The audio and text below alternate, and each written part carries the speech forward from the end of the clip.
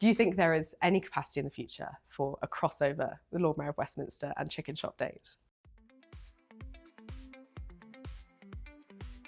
Last month, a whole host of new mayors and Lord Mayors were instated in boroughs across London. So I've come here to Westminster City Hall to speak to the Lord Mayor of Westminster, Councillor Dimoldenberg. Perfect. Well, thank you very much for having me in here. I'm very excited to be here. Welcome, very welcome. Thank you. So we'll kind of start at the beginning, I guess. For people that aren't aware, what is the role of a Lord Mayor? Well, the Lord Mayor is the first citizen of Westminster. So he or she represents all people in Westminster, regardless of who they are, where they live, their economic circumstances, or who they voted for. I'm non-political, non-partisan. I'm here to be the representative of the people when I visit local community groups, ambassadors, businesses, or anybody who comes to visit and to pay their respects to Westminster. And looking back over your political career so far, are there any highlights that stick out to you that you're especially proud of? Well, I've had a long career in Westminster politics. So when I was first elected in 1982, that was clearly a real highlight, the start of my career. I've been leader of the opposition twice, 15 years in all. So that was obviously a highlight. And then when Labour won the council in 2022, that was another, probably the best highlight, because it'd been the culmination of over 30 years' work. But then, of course, 2.5 weeks ago, I was elected Lord Mayor of Westminster, which I never imagined or dreamed about would happen. So I've had a lot of highlights. I'm very lucky. I'm very grateful for the opportunities I've had. And one of the key things with being a Lord Mayor is supporting your chosen charities. I wonder if you could speak a little bit about the charities you've chosen and why you've chosen them. Well, I've got two charities. The first one is the Avenues Youth Project up in Queen's Park, North Paddington. I've known the Avenues for 25, 30 years because I was a councillor for Queen's Park. I got to know them, got to know the people who worked there, the young people who went through. And so that's one that I have got a long association with. The other charity is down in this part of Westminster in Victoria. Is called Hotel School, and it's a charity that helps homeless and other vulnerable people get to learn a trade in the hospitality industry. They also help with accommodation. So it helps people who are very vulnerable, really down on their luck, to rebuild their lives, create a new life for themselves, get a new skill so that they can start earning money and being in control of their lives. So I hope we're able to help them raise their profile and raise some money.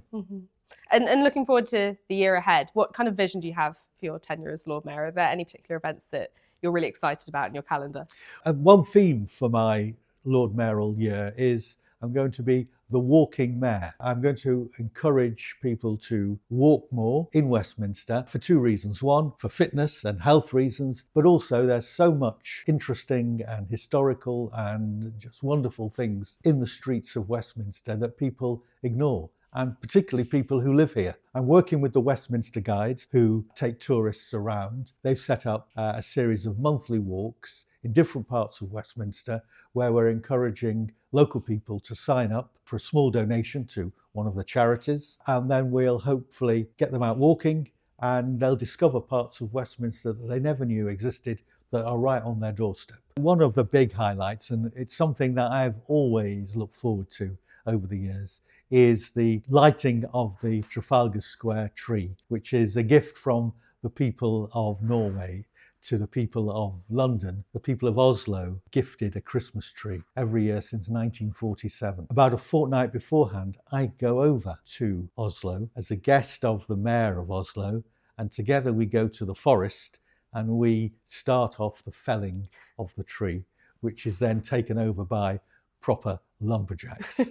And then the tree comes over on the North Sea in time for the first Thursday in December, when there's a big ceremony, and it really marks the start of Christmas. The other things I'm doing is in the Lord Mayor's parlour, there's a lot of old landscapes of Westminster, so paintings hundreds or more years old, which they show Westminster as it used to be. But I think there's an opportunity, we've got some gaps on the walls for some landscapes of what Westminster is like today. We're asking young people and older people to submit their landscapes of today's Westminster. their favourite views. We're going to get a panel of experts to judge the entries, and the top two, one from a young person and one from an older person, will go in the Lord Mayor's parlour for this year as an example of today's Westminster. Oh, that's lovely. I love that. Is well, that started then? Can people enter that now? They will be able to. We're doing it through the City Lions, which is a young people's organisation, and through the Westminster Adult Education Service. I was inspired by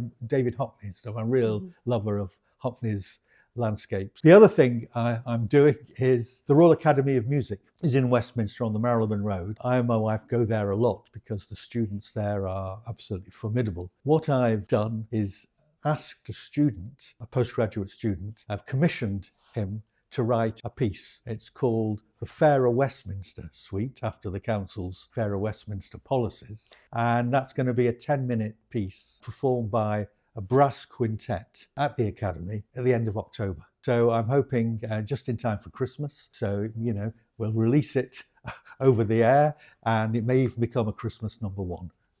I doubt it, but you never know. You've got to have ambition with these things. And talking about the sort of history and the landscapes and things like that, I can't help but be awed by the room that we're in. This is a very incredible office to be in. And you were telling me a little bit about the history of some of the objects. Is there a favourite object that you have in here for its historical importance? Well, as I was saying, I've got 3 chains of office.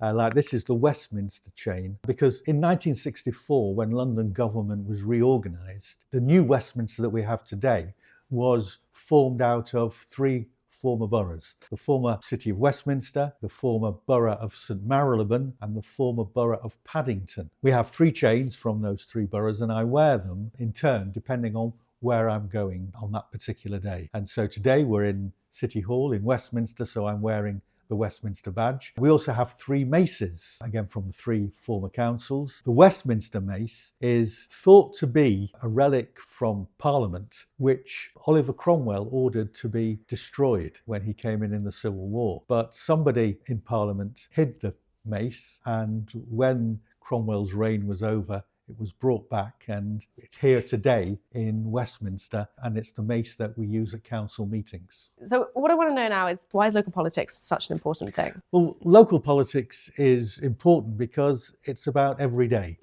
It's about what goes on outside your front door. And for most people, what goes on outside their front door is the most important thing that interests them. Of course, we're all interested in what's happening in other parts of the world. We're all interested in what the government's doing. But if you're outside your front door is a mess, the pavements are cracked, the streets are full of rubbish, cars are parked badly, there are bikes blocking the pavement, all those day-to-day issues are what people understand. And I've always believed that if you can sort out the local day-to-day issues, then people will give you a chance to sort out the bigger issues. And if there was, say, a young person who wanted to take a greater involvement in local politics, do you have any pieces of advice as to how they'd go about doing that? Start, do it. Don't be afraid to make mistakes, because everybody makes mistakes, but you'll soon learn from them. There's quite a lot of variety of what you can do. Some people make great speeches, other people work behind the scenes, other people like to work with local community groups. You find the style of operation. Once you've found that, the thing that you're good at, then go for it really 100%. At the end of the day, there's no substitute for hard work. Success is 1% inspiration and 99% perspiration, and they're right. I like that. I'm going to take that with me. Yes. I've got a bit of a cheeky one. I hope you'll humour me. One of your consorts for your time as Lord Mayor is your daughter Amelia, whom we all know and love from Chicken Shop Date. Do you think there is any capacity in the future for a crossover with Lord Mayor of Westminster and Chicken Shop Date? No. And it's not me saying that, it's Amelia saying that. Oh, that's all right then, I suppose. Yeah, and she's the boss. Is there anything that I've not asked you that you feel is important to mention? I've lived in Westminster since I was a student, so I've been here since 1973. It's terrific, and I feel very, very fortunate to be living here and have had a very full life here. Amazing. Thanks, George. Perfect. Thank you so much. Thank you. Lovely. Thanks very much. Let's have a cup of tea.